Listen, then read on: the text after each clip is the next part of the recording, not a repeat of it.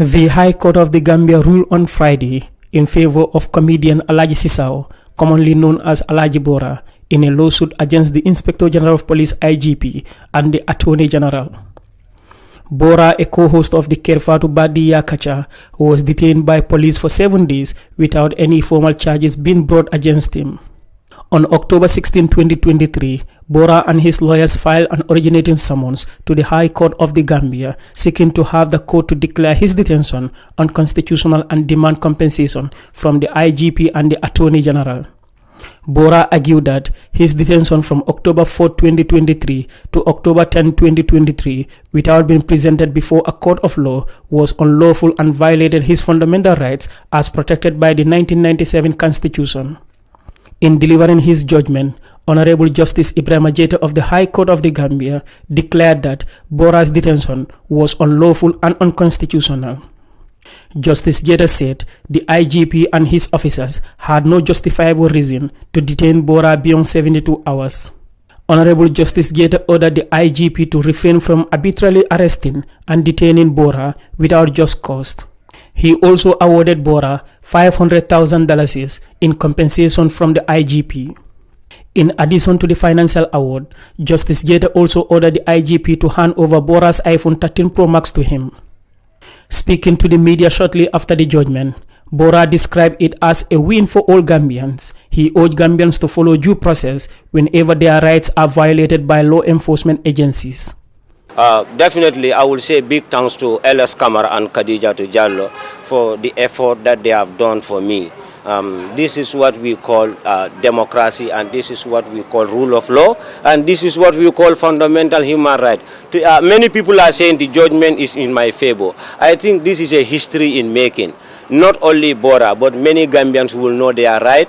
When you feel your rights are violated and you are intimidated, you have right to sue people. You can be sued and you can sue people to court. So that's what I did. Obviously, when this thing came about, people were saying, "Oh, Borra is not mad to sue these people to court because ignorant of the law, no excuse." That's what the law says. But there is nobody in this country that is above the law. Equality before the law, that's what we call the supremacy of the law. I'm not a law expert, or I call myself a constitutional expert, but at least I try to know a little bit of my right, both constitutional right and my fundamental human right. Like when things like this happens, I could be able to face the right people to show me the right channel, and I think that's what has really existed today. So I will say not only Borra, if you are a Gambian and you feel your rights have been violated and you are intimidated, what Borra did, you should do the same thing. There is nobody above the law. The law is here for everybody. You know, equality before the law. The law that deal with me during my intention, I follow the same channel to sue these people to court. So I don't think this is witch hunting or anything. I feel, my rights are violated and I'm intimidated, several. I've been going, reporting every now and then, spending money, all those damages. So definitely I have to claim for damages and I have to claim for compensation. And this is a history in making. I'm urging every Gambian, if you feel your rights are violated and you are intimidated, do not put the law into your hand. Nobody is given a license to put the law into your hand or to misbehave. The only thing you should do, follow the due process of the law or the due course of the law. You follow the right channel, sue the people to court. The law that called me to come for questioning and answering or whatever you call it, I follow the same procedure. Meanwhile, Counsel Lamin S. Kamara, who represented Alagie Borra in the case, says the landmark judgment is significant and a lesson to the law enforcement agencies in dealing with suspects.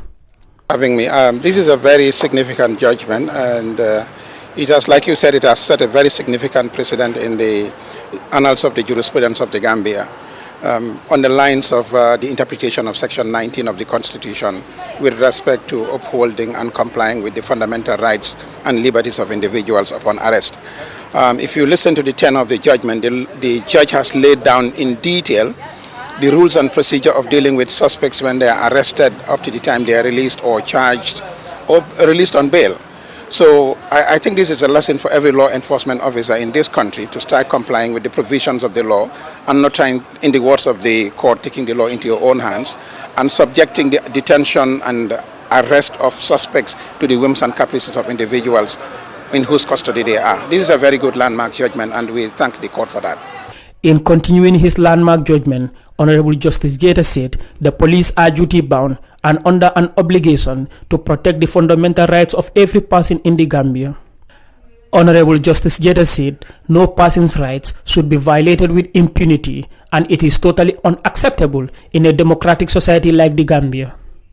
He further said that the Inspector General of Police and his cohort cannot and should not arrest and detain people at his whims and caprices indiscriminately, and it is totally wrong for the Inspector General of Police and his officers to arrogate power that they do not have under the law. Honorable Justice Jeda asserted that it must not be forgotten that the new Gambia, that prides itself on democratic tenets, liberty, integrity, and dignity, cannot be acting unlawfully. Reporting for Kerfatu, I am Landin Cisse.